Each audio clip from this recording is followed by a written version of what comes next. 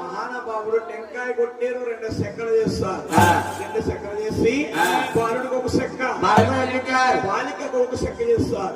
మహానుభావుడు మగవాడు స్త్రీ కాబట్టి మహానుభావుడు స్త్రీని బదులు చేస్తారు. పద్మావతి చేత గౌరమ్మని పూజ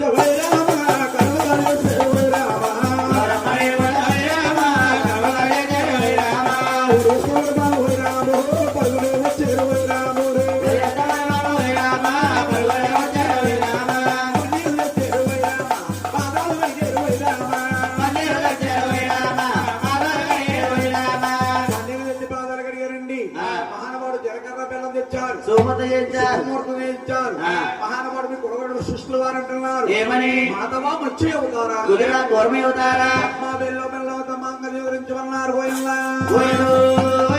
నీకు 3 రోజుల పెళ్ళే కొత్తగా చేశారు, 5 రోజుల పెళ్ళే అన్నమగా చేశారు, 6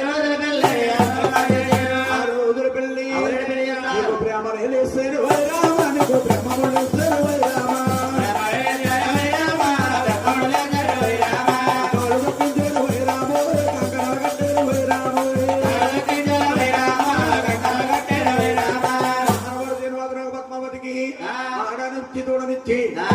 సంపద శేఖరంగిచ్చి అలా శాస్త్రాద్రి కలిసి కాపురం చేసుకుంటున్నారు శ్రీనివాసరావు పద్మావతి. ఇక్కడ ఇలాగుండగా మన శ్రీనివాసరావు ధనం మారిపోవాలమ్మా, అవతారం మారకపోతే అర్థమైందండి. ఈ కళ్యాణకి అర్థమైందండి, మానవ జన్మకి అర్థమైందండి. మారిపోతాడన్న సంగతి ఎవరు తెలిసిందా? ఎవరండి? బ్రహ్మదేవుడు కొడుకు వారు శ్రీలోక సంచారం తిరుగుతున్నారు.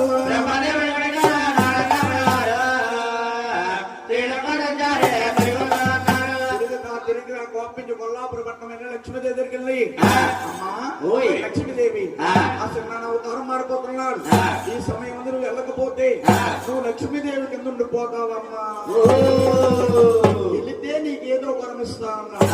ఆ మాటలు ఆలకించిన లక్ష్మీదేవి పరుగు పరుగున వస్తా ఉంది.